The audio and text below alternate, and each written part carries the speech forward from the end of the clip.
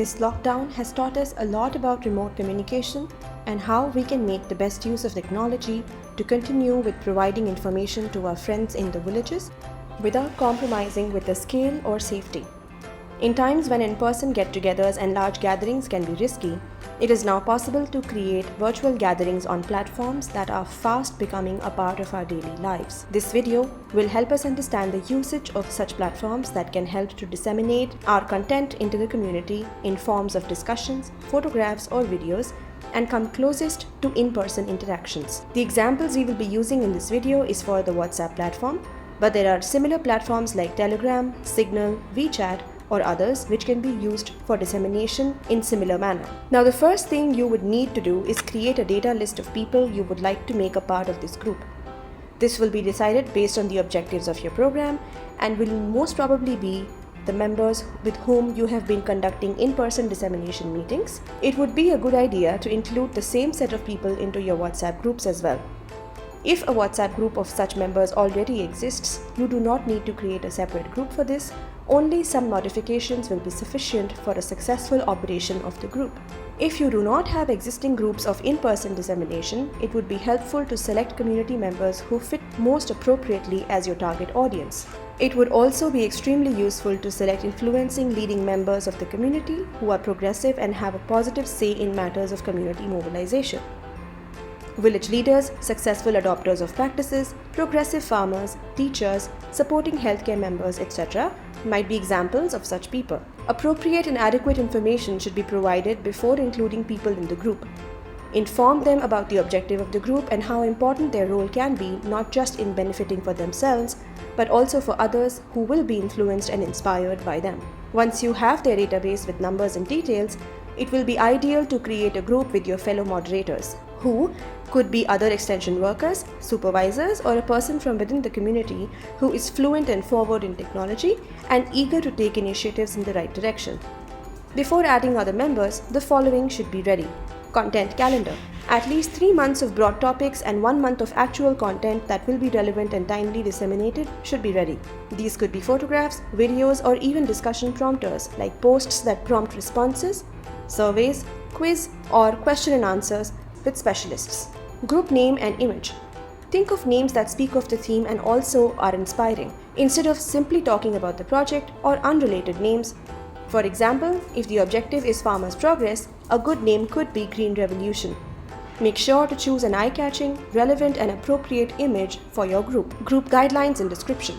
For any public interaction on which content can be stored and revisited, unlike verbal interaction, it is important to set unambiguous guidelines that help to define a tone and protocol aligned with the objective of the group. For your group too, create guidelines that can facilitate discussion, discourage misconduct or distractions, and is aligned with the objectives of creating the group. It is important to maintain an enabling tone that allows the group members to feel like they are responsible. Some examples are: important messages should be recognized with an image, emoji, or bold text to have everyone's attention and not be lost in the clutter. And it will also make things easy to search for. For example, use asterisks on either sides of the headings to make it bold. Schedule discussions based on members' availability beforehand. Do not post between 9 p.m. to 7 a.m. Refrain from political or religious posts. Be sensitive to data and bandwidth. Use small-sized content. If you are not sure, ask yourself these 3 questions before you post. Is this relevant?